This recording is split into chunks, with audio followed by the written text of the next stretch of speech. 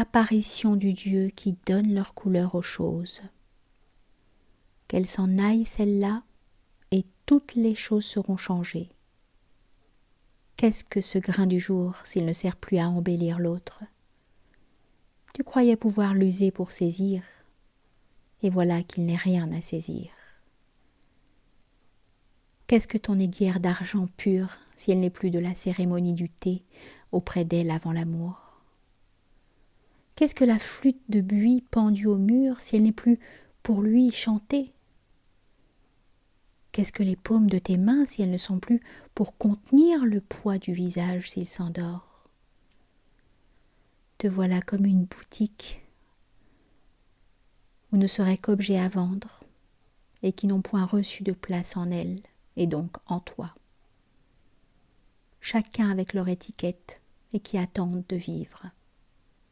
Ainsi des heures du jour qui ne sont plus attentes d'un pas léger, puis d'un sourire dans ta porte, lequel sourire est le gâteau de miel que l'amour loin de toi a composé dans le silence et dont tu vas te rassasier.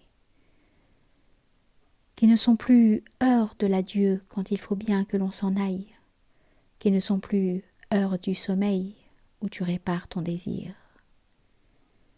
Il n'est plus temple mais pierre en vrac, et tu n'es plus. Et comment renoncerais-tu, sachant même que tu oublieras et construiras un autre temple?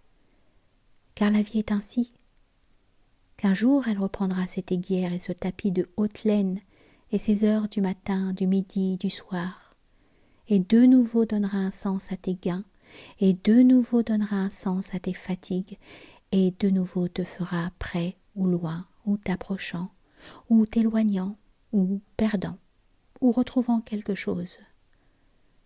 Car maintenant qu'elle ne sert plus de clé de voûte, tu ne t'approches, ni ne t'éloignes, ni ne perds, ni ne retrouves, ni ne prolonges, ni ne recules quoi que ce soit au monde. Car si tu crois communiquer avec ces choses, et les prendre, et les désirer, et y renoncer, et les espérer, et les briser, et les répandre, et les conquérir, et les posséder, tu te trompes. Car tu ne prends, ne retiens, ne possèdes, ne perds, ne retrouve, n'espère, ne désire que la lumière qui leur est donnée par le soleil. Car il n'est point de passerelle entre les choses et toi, mais entre toi et les visages invisibles qui sont de Dieu, ou de l'Empire, ou de l'amour. Et si je te vois, marin sur la mer, c'est à cause d'un visage qui a fait de l'absence un trésor, à cause du retour que te disent les chants anciens des galères, à cause des histoires d'îles miraculeuses et des récifs de corail de là-bas. Car je te le dis, le chant des galères charge pour toi le chant des vagues, quand bien même les galères ne sont plus, et les récifs de corail, même si jamais tes voiles ne t'y emporteront, augmentent de leur couleur la couleur de tes crépuscules sur les eaux. Et les naufrages que l'on t'a dit, même si tu ne dois jamais sombrer, font aux plaintes de la mer le long des falaises leur musique de cérémonie qui est d'ensevelir les morts. Sinon que ferais-tu, sauf de bâiller en tirant tes cordages secs, alors que te voilà fermant tes bras sur ta poitrine, grand comme la mer? Car je ne connais rien qui ne soit d'abord visage, ou civilisation, ou temple bâti pour ton cœur. Et c'est pourquoi tu ne veux point renoncer à toi-même quand, ayant trop longtemps vécu d'un amour, tu n'as plus d'autre sens. Et c'est pourquoi les murs de la prison ne peuvent enfermer celui qui aime, car il est un empire qui n'est point des choses, mais du sens des choses, et se rit des murs. Et qu'elle existe quelque part, même endormie, et donc comme morte, et ne lui servant de rien dans l'instant. Et même si tu bâtis ces murs de forteresse entre elle et lui, voilà qu'en silence dans le secret de son esprit elle s'alimente, et tu ne saurais les séparer. Ainsi de toute apparition née du nœud divin qui noue les choses. car tu ne peux rien recevoir si tu en es privé, de celle-là que seulement tu désires et qui t'exaspère dans ta nuit blanche. Non plus que ton chien s'il a faim d'une image de viande, car n'est point né le Dieu qui est de l'esprit et franchit les murs. Mais je te l'ai dit de celui-là qui est le maître du domaine et se promène à l'aube dans la mer mouillée. Rien du domaine ne le sert dans l'instant. Il ne voit rien qu'un chemin creux. Et cependant, il n'est point le même qu'un autre, mais grand de cœur. Ainsi celui-là qui est sentinelle de l'Empire, dont il ne touche rien qu'un chemin de ronde qui est de granit sous les étoiles. Il va de long en large menacé dans sa chair.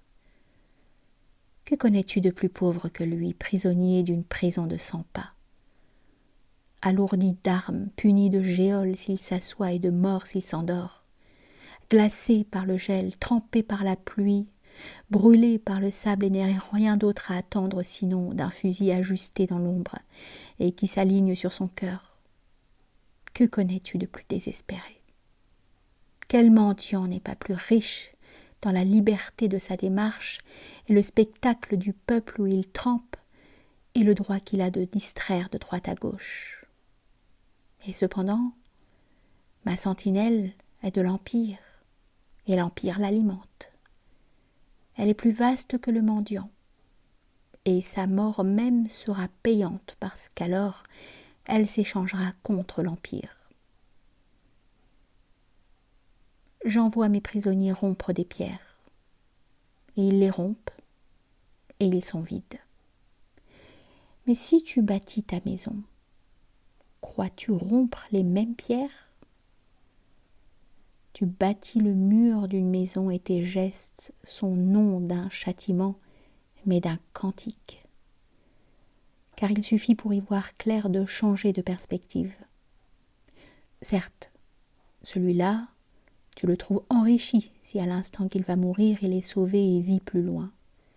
Mais si tu changes de montagne et considères sa destinée faite, et déjà nouée comme gerbe, tu le trouveras plus heureux d'une mort qui a eu un sens. Ainsi encore de celui-là, que j'ai fait saisir une nuit de guerre afin qu'il me livre les projets de mon ennemi. « Je suis de chez moi, me dit-il, et tes bourreaux n'y peuvent rien. » J'eusse pu l'écraser sous une meule sans en faire sourdre l'huile du secret, car il était de son empire. « Pauvre es-tu, lui disais-je, et à ma merci. » Mais il riait de m'entendre le dire pauvre, car son bien possédé, je ne pouvais pas le trancher de lui. Voici donc le sens de l'apprentissage. Car tes richesses véritables ne sont point objets, lesquels vaudraient quand tu en uses, comme il en est de ton âne quand tu le chevauches ou de tes écuelles lorsque tu manges, mais qui n'ont plus de sens une fois rangés, ni lorsque la force des choses t'en sépare, comme la femme que tu te bornes à désirer sans l'aimer. Car certes, l'animal ne peut accéder qu'à l'objet, et non à la couleur de l'objet selon un langage. Mais tu es homme, et t'alimentes du sens des choses, et non des choses. Et toi je te construis, je t'élève, et je te montre dans la pierre ce qui n'est point de la pierre, mais mouvement du cœur du sculpteur, et majesté du guerrier mort. Et tu es riche de ce qu'existe quelque part le guerrier de pierre, et des moutons, des chèvres, des demeures et des montagnes, je bâtis pour toi, t'ayant élevé encore un domaine. Et si rien du domaine ne te sert dans l'instant, t'en voilà cependant rempli.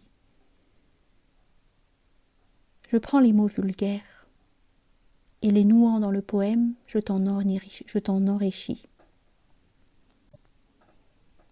Je prends des fleuves et des montagnes, et les nouant dans mon empire, je t'en exalte. Et les jours de victoire, les cancéreux sur leurs grabats, les prisonniers dans leurs prisons, les perdus de dettes parmi leurs huissiers, Les voilà rayonnants d'orgueil, car il n'est point de mur, ni d'hôpital, ni de prison qui t'empêche de recevoir. Car j'ai tiré de cette matière disparate un Dieu qui se rit des murs et qui est plus fort que les supplices.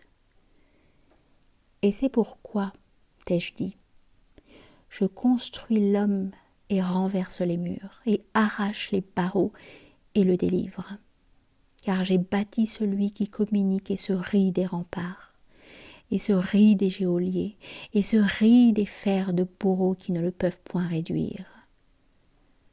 Car certes, tu ne communiques point de l'un en l'autre, mais de l'un en l'empire, et de l'autre en l'empire, qui est pour vous deux significations. Et si tu me demandes comment la joindre, celle-là que j'aime, quand les murs ou les mers ou la mort m'en séparent, je te répondrai qu'inutile est de crier vers elle pour elle, mais qu'il te suffit de chérir ce dont aucun mur ne te sépare. Ce visage de la maison, du plateau à thé, de la bouilloire et du tapis de haute laine, dont est clé de voûte l'épouse qui dort, puisqu'il t'est donné de l'aimer, bien qu'absente et bien qu'endormie. C'est pourquoi je dis qu'importe d'abord dans la construction de l'homme, non de l'instruire, ce qui est vain, s'il n'est plus qu'un livre qui marche, mais de l'élever et de le conduire aux étages, où ne sont plus les choses, mais les visages nés du nœud divin qui noue les choses. Car il n'est rien à espérer des choses si elles ne retentissent les unes sur les autres, ce qui est seule musique pour le cœur. Ainsi de ton travail, s'il est peint des enfants ou échange de toi en plus vaste. Ainsi de ton amour, s'il est autre chose de plus haut que recherche d'un corps à saisir, car close en soi est la joie qu'il te donne. Et c'est pourquoi je parlerai d'abord sur la qualité des créatures. Quand dans la tristesse des nuits chaudes, de retour des sables, tu visites le quartier réservé et choisis celle-ci pour oublier en elle l'amour, et si tu la caresses et l'entends qui te parle et répond, cependant, l'amour, une fois consommé, et même si elle était belle, tu repars dévêtu de toi-même et n'ayant point formé de souvenirs. Mais s'il se trouve que la même d'apparence, au même geste, de la même grâce, au même mot, c'était cette princesse issue du Nil au fil de lentes caravanes, baignée 15 ans d'abord dans la musique, dans le poème et la sagesse, et permanente et sachant brûler de colère sous l'affront et brûler de fidélité sous les épreuves, et riche de sa part irréductible, pleine de Dieu qu'elle ne saurait trahir, et capable d'offrir au bourreau sa grâce extrême pour un seul mot exigé d'elle qu'elle dédaignerait de dire, si bien fondée dans sa noblesse que son dernier pas serait plus pathétique qu'une danse, s'il se trouve que c'est celle-là qui, lorsque tu entres dans la salle de lune aux dalles luisantes, où elle t'attend, ouvre pour toi ses jeunes bras, et si maintenant elle prononce les mêmes mots, mais qui seront ici expression d'une âme parfaite, alors je te le dis, tu repartiras au petit jour vers tes sables et vers tes ronces, non plus le même, mais cantique d'action de grâce. Car ne pèse point l'individu avec sa pauvre écorce et son bazar d'idées, mais avant tout compte l'âme plus ou moins vaste avec ses climats, ses montagnes, ses déserts de silence, ses fontes des neiges, ses versants de fleurs, ses eaux dormantes, toute une caution invisible et monumentale. Et c'est d'elle que tu tiens ton bonheur, et tu ne peux plus t'en distraire, car tu n'es point la même ta navigation sur la maigre rivière. Même si tu fermes les yeux pour goûter son balancement et ton voyage sur l'épaisseur des mers. Car n'est point le même ton plaisir, bien que l'objet en soit semblable, du faux diamant ou du diamant pur. Et celle-là qui se tait devant toi n'est point la même qu'une autre dans la profondeur de son silence. Et tu ne t'y trompes point d'abord. Et c'est pourquoi je refuse de te faciliter ta besogne.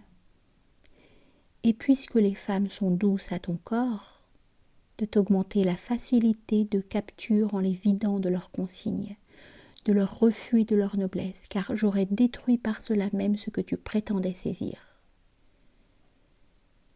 Et si les voilà prostituées, tu ne puiseras plus en elles que le pouvoir d'y oublier l'amour, alors que la seule action que je sauve est celle qui enrichit pour l'action prochaine, comme de te pousser à vaincre, dans ton ascension, la montagne, ce qui te prépare à vaincre l'autre qui est plus haute, comme de te proposer, afin de fonder ton amour, de gravir l'âme inaccessible.